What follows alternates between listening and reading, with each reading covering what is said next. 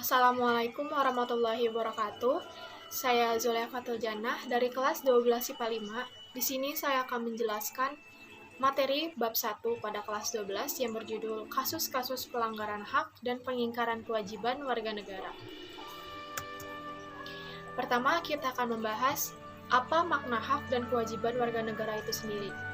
Hak warga negara merupakan segala sesuatu yang harus diperoleh warga negara dari pemerintah atau negara. Menurut Profesor Dr. Noto Negoro, hak adalah kuasa untuk menerima atau melakukan sesuatu yang semestinya diterima atau dilakukan oleh pihak tertentu dan tidak dapat dilakukan oleh pihak lainnya, yang prinsipnya dapat dituntut secara paksa olehnya. Ada yang disebut hak konstitusional atau constitutional rights, adalah hak-hak yang menjamin di dalam dan oleh UUD NRI tahun 1945. Kewajiban berarti keharusan, sesuatu yang harus dilaksanakan, atau segala sesuatu yang menjadi tugas manusia. Menurut Profesor Dr. Noto Negoro, kewajiban adalah beban untuk memberikan sesuatu yang semestinya diberikan secara terus-menerus oleh pihak manapun yang pada prinsipnya dapat dituntut secara paksa oleh pihak yang berkepentingan. Jadi, hak dan kewajiban warga negara ini berarti kekuasaan yang benar atas sesuatu dan harus dilakukan oleh penduduk sebuah negara. Yang kedua, kita akan membahas tentang substansi hak dan kewajiban warga negara dalam Pancasila. Di sila pertama, nilai ketuhanan memiliki arti kebebasan untuk memeluk agama, menghormati kemerdekaan agama, tidak memaksa atau berlaku diskriminatif antar umat beragama. Pada sila kedua, nilai yang terkandung adalah kesadaran sikap dan perilaku agar sesuai dengan nilai-nilai moral dalam hidup bersama atas dasar tuntutan hati nurani. Pada sila ketiga, nilai yang terkandung berarti bahwa adanya hak menikmati berbagai hak asasinya tanpa pembatasan dan pembelenggu. Adanya hak manusia bergaul satu sama lainnya dalam semangat persatuan. Pada sila keempat, nilai yang terkandung yaitu sebagai warga negara, kita memiliki hak untuk mengeluarkan pendapat, berkumpul, ikut serta dalam pemerintahan, dan berkewajiban mengedepankan pengambilan keputusan secara musyawarah. Pada sila kelima, kita berhak dilindungi dan mendapat jaminan sosial. Dengan demikian, kita mendapatkan hak milik, mendapatkan hak pekerjaan, dan perlindungan kesehatan. Yang ketiga, kita akan membahas kasus pelanggaran hak dan pengingkaran kewajiban warga negara. Hingga saat ini, masih banyak perilaku yang dianggap pelanggaran terhadap hak warga negara, baik yang dilakukan oleh negara maupun warga negaranya sendiri. Misalnya, korupsi dan pemberian upah buruh yang rendah. Adapun berbagai faktor yang menyebabkan terjadinya pelanggaran hak dan pengingkaran kewajiban sebagai warga negara yaitu sikap egois dan mementingkan diri sendiri, kesadaran berbangsa dan bernegara yang rendah, tidak toleran, dan penyalahgunaan kekuasaan.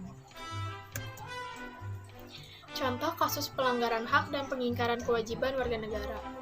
Di Indonesia, ada peristiwa penculikan para aktivis politik di tahun 1998, ada kasus terbunuhnya Marsina, yaitu seorang pekerja wanita PT Catur Putra Surya Porong di Jawa Timur pada tahun 1994, ada kasus terbunuhnya wartawan Udin dari Harian Umum Bernas pada tahun 1996 di Yogyakarta. Selanjutnya ada peristiwa Trisakti dan Semanggi pada tahun 1998, dan ada kasus bom Bali pada tahun 2002. Di lingkungan keluarga, ada contoh orang tua memaksakan keinginan kepada anaknya, orang tua menganiaya anaknya, anak melawan atau menganiaya orang tua atau saudaranya, ada majikan memperlakukan asisten rumah tangganya sewenang-wenangnya dan tidak memedulikan hak-haknya. Di lingkungan masyarakat, contohnya yang pertama ada pertikaian antar kelompok atau antar geng atau antar suku dan antar daerah. Yang kedua ada penculikan bayi atau anak kemudian meminta tebusan atau dijual kepada orang lain. Yang ketiga ada pembunuhan. Dan yang keempat ada merusak sarana atau fasilitas umum karena kecewa atau tidak puas dengan keputusan pemerintah. Dan masih banyak lagi contoh kasus pelanggaran hak dan pengingkaran kewajiban negara, baik di lingkungan keluarga, di lingkungan masyarakat, di lingkungan sekolah, dan maupun contoh kasus yang besar di Indonesia. Bagaimana sih penanganan pelanggaran hak dan pengingkaran kewajiban warga negara ini? Berbagai upaya telah dilakukan bangsa Indonesia untuk mengatasi pelanggaran hak asasi manusia, dan upaya tersebut terlihat dengan meratifikasi instrumen-instrumen penting PBB tentang hak asasi manusia. Instrumen-instrumen PBB tersebut yaitu sebagai berikut. Yang pertama, ada konvensi melawan penyiksaan dan perlakuan kejam lainnya termasuk perlakuan merendahkan dan hukuman.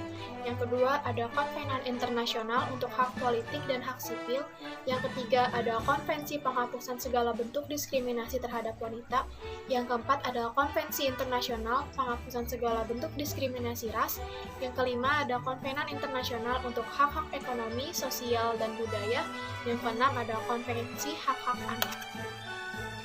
Dengan keikutsertaan Indonesia dalam Komisi Antar Pemerintahan Negara-negara ASEAN untuk Hak Asasi Manusia atau ASEAN Intergovernmental Commission on Human Rights atau AICHR, maka Indonesia memiliki kewajiban menjunjung tinggi HAM di wilayahnya. Cukup sekian penjelasan dari saya mengenai materi kasus-kasus pelanggaran HAM dan pengingkaran kewajiban warga negara. Kurang lebihnya mohon maaf. Wassalamualaikum warahmatullahi